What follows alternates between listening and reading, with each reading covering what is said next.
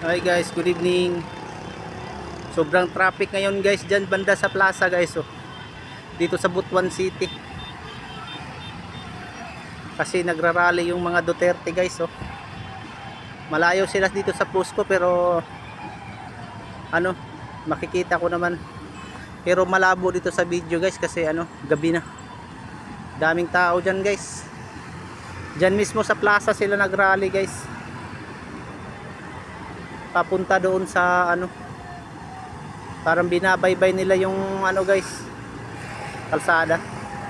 Nasa plaza yung umpisa nila guys. Oh. Mga supporters ni Duterte. Nagkaroon ng traffic dito ngayon. Lakas talaga ni Digong guys. Pinuli pa. Ayan guys. Oh. Daming sasakyan dyan guys.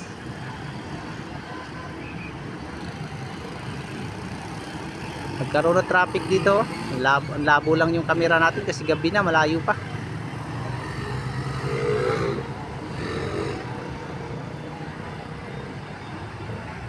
Sabi guys.